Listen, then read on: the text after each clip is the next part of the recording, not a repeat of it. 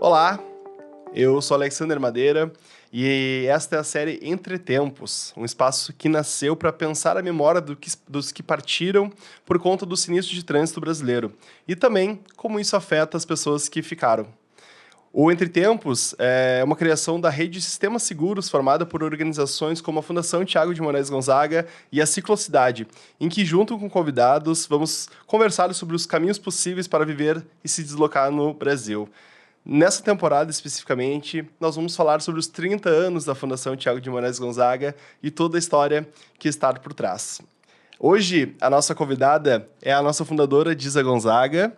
A Diza, deixa eu ver aqui o currículo, arquiteta e fundadora da Fundação Tiago de Moraes Gonzaga. Em março de 2019, assumiu diretoria institucional do Detran do Rio Grande do Sul, passando a ter sob sua responsabilidade operações como a balada segura, a formação de condutores e as ações de educação para o trânsito. Nesse período, implementou a Escola Pública de Trânsito, projeto voltado à educação na área. Como palestrante e conferencista, participa de congressos e eventos nacionais e internacionais, onde compartilha sua experiência e educação para o trânsito e voluntariado. Diza, muito obrigado por estar aqui com a gente. É um grande prazer te receber. Prazer meu, todo meu, esses 30 anos, que orgulho, né, a gente chegar a esse patamar, né? 30 anos não são 30 dias, né? Diza, então, vamos começar falando sobre a história da Fundação. E a primeira pergunta que eu te faço é: quem é Tiago de Moraes Gonzaga? Mas, se tu perguntar para a mãe, né? Para as mães, seus filhos sempre são os mais bonitos, os mais inteligentes, eu não sou diferente disso, né? Mas Tiago é meu segundo filho, né? Eu tive 3 filhos biológicos e 3 adotivos, e o Tiago foi o segundo. Né, infelizmente, né, ele partiu muito cedo e inspirou a criação da Fundação Tiago de Moraes Gonzaga, para que não tivessem mais Tiagos, né, perdendo a vida quando mais querem viver, né? Como que era o Tiago? Conta pra gente que não conhecemos ele. Olha, o Tiago era do tipo que perdia um amigo, mas não perdia a piada. Ele estava sempre brincando, era um jovem. Claro que para mim era especial, mas era um jovem como qualquer outro, né? Era divertido, estava terminando aquele ano o 2º grau, ensino médio hoje, né? E cheio de planos para a vida, né? Enfim. E, infelizmente, né, ele embarcou numa carona sem volta. Naquela noite eu fui levá-lo numa festa, né? E na volta ele embarcou numa carona sem volta. Eu ia te perguntar isso, né? O que aconteceu naquela noite de 20 de maio de 95? Olha, eu te diria que nós fomos acordados, eu e meu marido, né? Por um telefone tocando. Na época não tinha celular ainda. Mal estava começando a sair celular, né? Há 30 anos atrás, veja bem. E eu ouvi o resto dizendo, como acidente? E aí avisaram que era para nós irmos na Cristóvão Colombo com a Ramiro Barcelos. E quando nós chegamos, eu saltei, era uma caminhonete que nós tínhamos, alta até, eu saltei, antes de chegar na esquina da Ramiro com a Cristóvão, eu saltei. Eu acho que na ânsia de virar a esquina e dizer não é o Tiago, né? Porque a minha esperança era que que não deveria ser o Tiago. E daí, quando olhei no asfalto, né, era meu filho. Aí, né, eu acho que era o que eu dizia lá, vida urgente. Por isso que, né, foi esse nome não foi assim, não nasceu numa prancheta de marketing, numa agência de publicidade, né? O Vida Urgente nasceu naquela madrugada, lá no asfalto, né? Quando eu dizia vida urgente. Então, acho que por isso, talvez, que ela tenha tomado esse tamanho, né, de ser conhecida no Brasil e fora do Brasil, e ter um respeito pela Fundação, como ela tem uma credibilidade, que eu acho que é o principal patrimônio da Fundação, né? Essa credibilidade que nós temos, porque ela nasceu de uma coisa verdadeira, né? Ela não teve outra intenção que não salvar vidas, né? Preservar vidas no trânsito. Isso aconteceu dia 20 de maio. Isso. O que aconteceu nesse um ano até 96, até tu decidir começar com a Fundação? O que passou pela tua cabeça nesse um ano? Olha, na verdade, eu acho que para não enlouquecer, não sei, porque perder um filho a gente não tem o que dizer, né? Não tem palavras, né? Se a gente é órfão de filho, que palavra é? Não existe, né?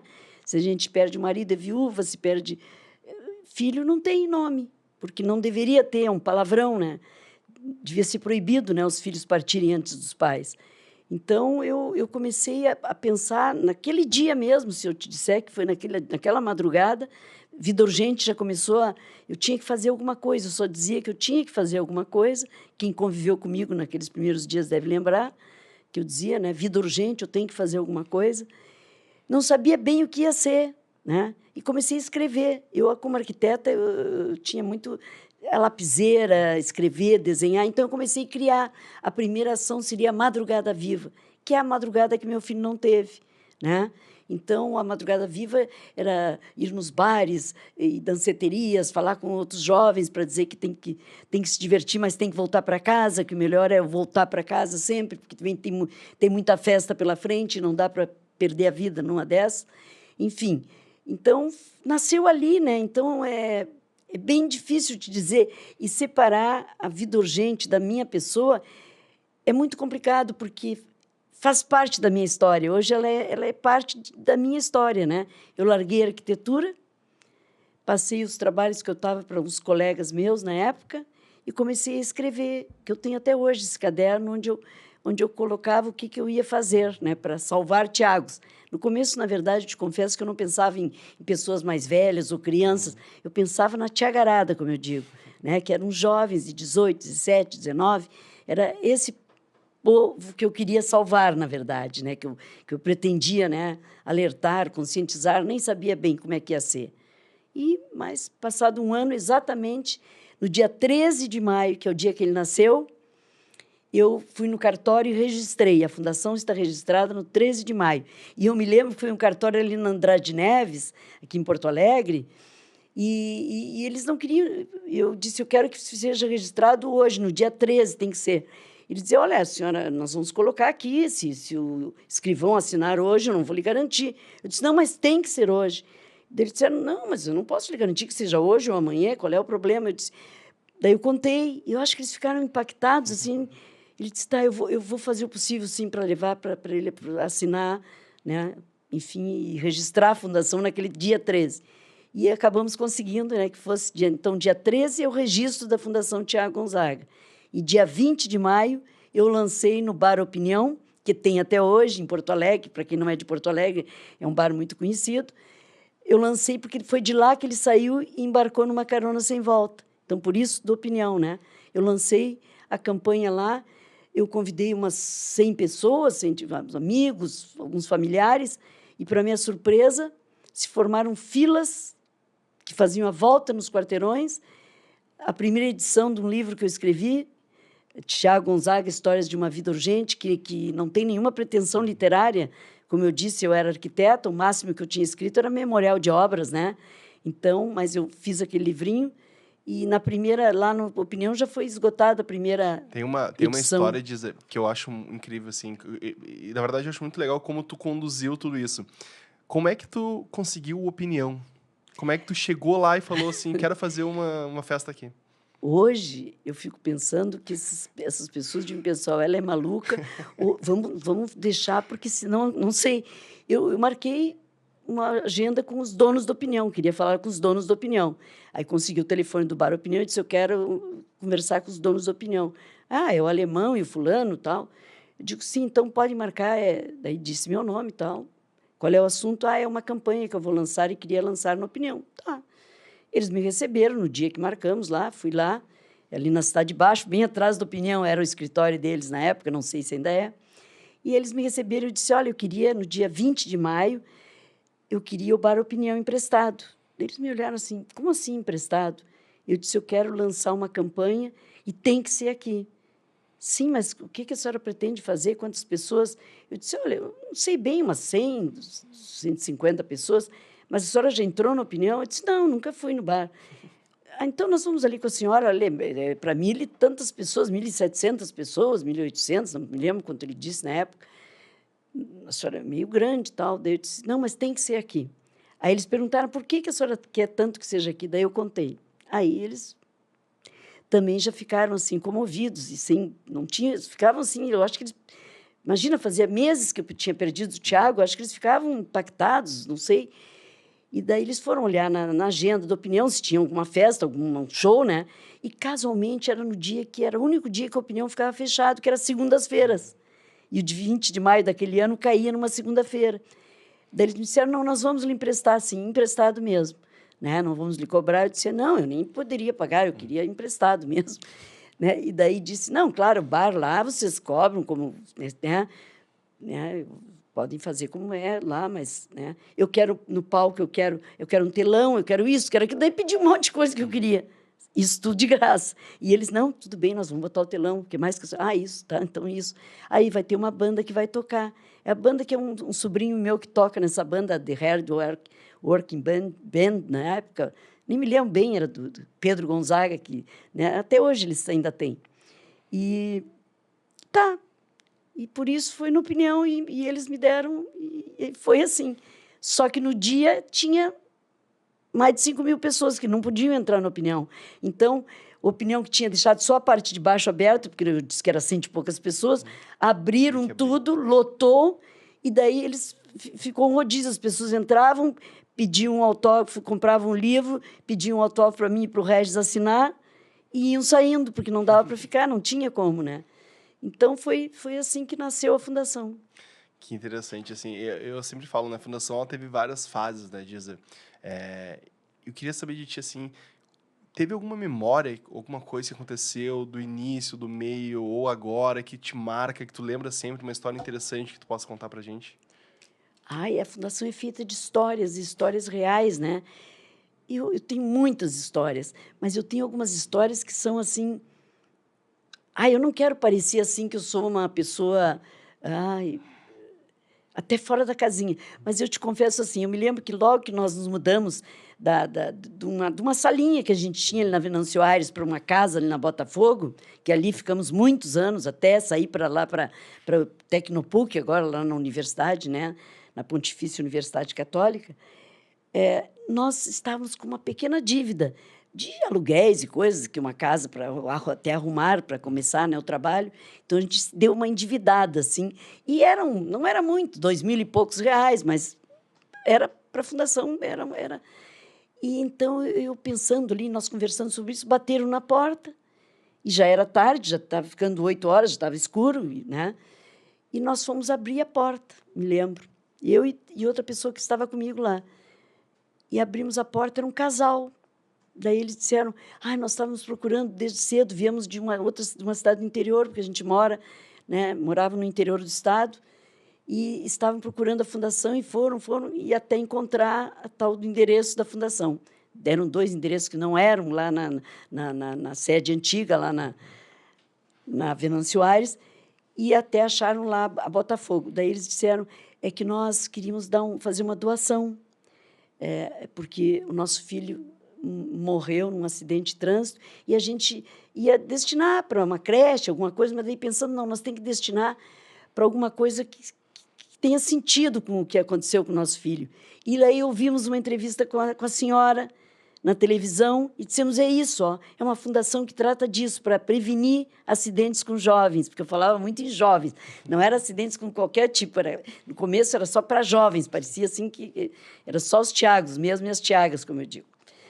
E aí, tu não vais acreditar. Eles venderam a bateria do menino, que era o grande amor do guri, era a bateria que ele tocava. E o valor era exatamente da nossa dívida. Então, é uma coisa assim que parece até, né? Coisas assim que a gente não entende, né?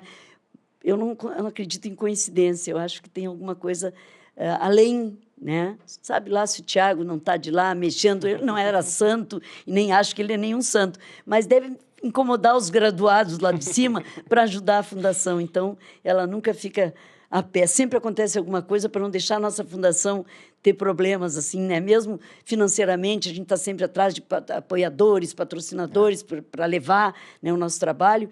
E sempre que a coisa está, mas e agora? Tal, acontece alguma coisa que a gente consegue, né? Está completando 30 anos, né? Basta ver isso. Né? Eu acho muito, muito legal, assim, porque hoje no Brasil, 30 anos de uma organização não governamental, né, uma ONG ou uma OSC, é fato de se comemorar, né? É fato. Porque é difícil tu manter, é difícil tu... E a fundação, uma coisa interessante, né? Quantas mãos passaram pela fundação, né, Disa? Desde lá, milhares. né, de 95 até hoje, né, 96 até hoje, né, esses 30 anos, quantas pessoas passaram, quantas histórias, né, quantas mentes trabalharam também para a marca, é o que é hoje, né? E para Exatamente. mim, uma coisa que me chama muita atenção é que hoje nós temos uma equipe, mas quando começou, tu foi a fundadora, administradora, fazia Tudo. comunicação, fazia tudo. Como é que era E era isso? sozinha. Era sozinho. Eu, Como é que foi eu isso? saía todo dia de casa, como se fosse para qualquer tipo de trabalho, no mesmo horário, direitinho. Abria a porta lá da salinha, que eu conseguia até com os professores, que eram donos do curso unificado na época, que eram sócios do meu marido. Eles me deram sem cobrar aluguel, condomínio, nada. De graça, essa sala. Foi lá que eu instalei a fundação. Os primeiros móveis, que até hoje tem, e coisas, o Regis mesmo comprou, a gente comprou. Até ele brincava que era a fundação, porque a gente tinha que tirar dinheiro do bolso, né? No começo, não tinha apoiadores. Então, eu ia todos os dias, abria a porta e ficava sozinha. Então, eu ficava inventando as coisas. O meu trabalho de arquiteta passou a ser em vez de desenhar obras, casas, enfim, prédios, eu ficava fazendo os projetos para a fundação. Muitas das coisas que eu fazia lá estão até hoje na fundação, né? Ainda estão atuais, né? Tudo começou ali, o embrião foi ali, né? A marca, tudo, né? Até tu não me perguntaste por que eu criei. Vida Urgente era o que eu dizia lá, como eu disse no asfalto. Mas aquela borboletinha eu coloquei porque era como eu chamava o Tiago. Porque o Tiago, como todo jovem, uma semana quer jogar basquete, na outra quer fazer inglês. Ele vinha sempre com uma novidade. Eu dizia, ai, parece pesquisador borboleta, sempre borboleteando, né? Aí botei a borboletinha. Só que hoje, pouco tempo depois, eu vi que a borboleta tinha tudo a ver com o que eu queria com a fundação. O que é a borboleta? Não é o símbolo da transformação? De uma lagarta, ela se transforma numa borboleta. Ela é leve, ela é frágil como a vida, mas, ao mesmo tempo, ela atravessa oceanos. Eu vi um documentário na televisão, certa vez, que mostrava borboletas que atravessavam oceanos para se multiplicar, sabe? Imagina aquela fragilidade das asinhas que, se tu pegar, já sai um pedacinho, porque ela é muito frágil. E, ao mesmo tempo, elas são fortes, né? Tem uma duração curta, como foi a vida do meu filho. Então, eu acho que tem tudo a ver. E a transformação, que é o que a gente quer. O que a gente quer? Transformar esse trânsito agressivo, onde as pessoas que são educadas, às vezes, se transformam em verdadeiros tigres que não dão passagem, buzinam, né? E quando estão em sociedade, conversando, tal, são educados, né? E entram naquela máquina, parece que se transformam. Então, eu acho que a borboleta não podia ser melhor símbolo para a fundação. Dizem pessoas mais espiritualizadas que quando pousa uma borboleta na gente, também significa um contato com outras dimensões, né? Não sei, talvez as pessoas que sejam mais espiritualizadas possam dizer isso. Mas a borboleta é um símbolo bonito também, né? É lindo ver uma borboleta, chama a atenção das pessoas É quando... lindo mesmo. E eu li que tinha um antigo povo da China, um povo chinês, de um local, uma pequena localidade, que eles acreditavam que as borboletas levavam mensagens para os seus entes queridos que já tinham partido. Legal. Então, eles capturavam as borboletas, né? Procuravam capturá-las, né, para não machucá-las, e soltavam elas com as mensagens, falavam para elas o que elas queriam mandar para os seus entes queridos, que já tinham partido. Eu achei tão lindo aquilo, sabe? Até contei nos grupos de apoio da fundação que nós temos, né? E eu acho isso uma coisa muito linda. Eu acredito, hoje eu posso te dizer que eu tenho certeza que tem outra história. Como eu não sei, mas que tem outra história. Eu vou ter que te perguntar agora, então. Nesses 30 anos, se pousasse uma borboleta agora, levando uma mensagem pro Thiago, o que tu falaria? Olhando para trás, toda essa história de 30 anos que a gente tem de fundação. Que papelão, hein? Fazer isso com a gente, né? Mudou a vida de todos nós, né? E é isso que as pessoas têm que se dar conta. Às vezes as pessoas pensam que numa família perder o pai ou a mãe é o pior. Não, um filho às vezes acaba com uma família. Eu conheci famílias que se desestruturaram completamente. O pai passou a beber, a mãe ficou atirada, não queria mais fazer nada, deprimida. Sabe que eu vi pessoas assim... Tu perguntou de histórias, meu Deus, eu tenho cada história assim... Eu me lembro de uma mãe que me comoveu muito, porque ela chegou na fundação com uma roupinha sujinha até, batida, e tu via que ela não era porque ela era humilde, só tinha aquela roupa. E daí a gente disse, mas por que, né? Tá até um cheirinho ruim a tua roupinha, né? Sim. E ela disse, não, esse casaco é o que eu estava no dia que meu filho faleceu, então eu não tiro ele mesmo, todo dia eu ponho ele. Então, histórias assim que parecia maluquice, né? Mas tu vê como o impacto para cada pessoa é de uma forma, até de uma forma... Tu vê que uma pessoa botou uma roupa assim que... né? Até parece inadmissível isso, mas é compreensível. Eu ouvi muitas histórias, não só nos grupos de apoio, mas histórias de voluntários. Quer ver uma linda de voluntário? Um jovem chegou para mim e disse assim, bah, Disa, quero te contar, eu nunca fui de beber e dirigir, eu acho que eu já nasci vendo Vida Urgente, tu falando, e a minha mãe dizendo, olha, vê aquela história lá, aquela senhora que perdeu um filho, que criou uma fundação, e não sei o quê, logo ela me deu o livro do Tiago, quando eu fiz 18, eu abri o porta-mala do carro que o meu pai me deu para mim andar, e tinha lá um livro do Tiago, eu digo, nossa, que mico, né, um livro do Tiago aqui, e peguei e levei para o meu quarto e deixei por lá tirado. E uma noite, eu estava sem sono, peguei, te confesso que eu li até o fim, né? E quero te dizer que eu nunca vou fazer isso. Mas esses dias eu estava num bar com meus amigos, e daí todo mundo, mas um golinho, para de encher, não precisa beber, só um golinho. E quando eles iam me servir um pouquinho de cerveja, chegou uma equipe da Vida Urgente no bar fazendo a campanha. Aí eu tive, não, isso não é por acaso. Daí eu disse, não quero. Né? Então, são coisas assim, parece, né? Isso foi um jovem que me contou, né? Não tinha por que ele inventar uma história dessa. A gente vai falar no próximo episódio sobre o grupo de pais e voluntariado nesses 30 anos, mas só para finalizar, eu queria te perguntar, assim, brevemente, tu já pensou nesses 30 anos, em algum momento, em parar assim, não vai dar certo a fundação, alguma coisa, algum momento tu pensou em desistir dessa ideia? Não, eu nunca parei, eu nunca pensei em desistir e nem em parar, mesmo que tivesse épocas assim que eu estivesse cansada, né? Porque era muita responsabilidade, principalmente naqueles primeiros anos que eu praticamente era sozinha, né? E fui conseguindo jovens que se foram ajudando, tinha muita boa vontade, mas pouca experiência, né? Então eu tinha que ir na madrugada viva junto, imagina, madrugada ia até as 4 da manhã e eu tinha que ir no ônibus junto, consegui um ônibus com uma empresa que nos emprestava, com motorista e tudo, para levar esses jovens nos bares noturnos, né? E a gente ia até as 4 da manhã, e eu ia, porque tinha muitos pais que deixavam os filhos ir porque eu estava lá. E era só por isso, senão não deixaria um filho sair assim, voltar às 4 da manhã, às vezes menores, eu ali, né? Era muita responsabilidade. Então, eu pensava que era cansativo, que eu tinha que estruturar a fundação, isso que eu pensava, né? Que eu tinha que fazer como uma empresa, ela tinha que ter processos, procedimentos, mesmo que não fosse uma empresa que visasse lucro, nós visamos o nosso produto, é a vida, é o produto mais importante que tem. Portanto, eu não conheço uma empresa mais importante que a Fundação, mesmo que seja uma empresa social.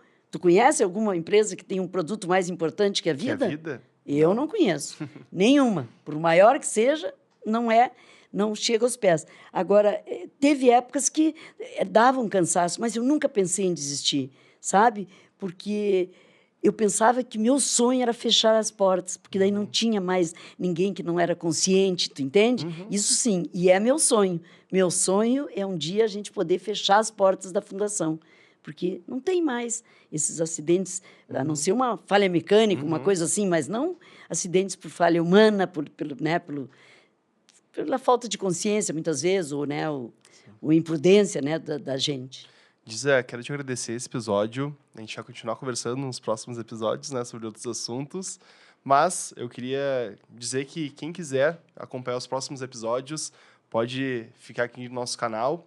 E também, se vocês quiserem saber mais sobre a Fundação Tiago de Moraes Gonzaga, tem nosso Instagram, @VidaUrgente. E eu queria lembrar que a série Entre Tempos é uma série que nasceu para pensar a memória dos que partiram e também dos que ficaram por conta do trânsito brasileiro. Muito obrigado e até o próximo episódio.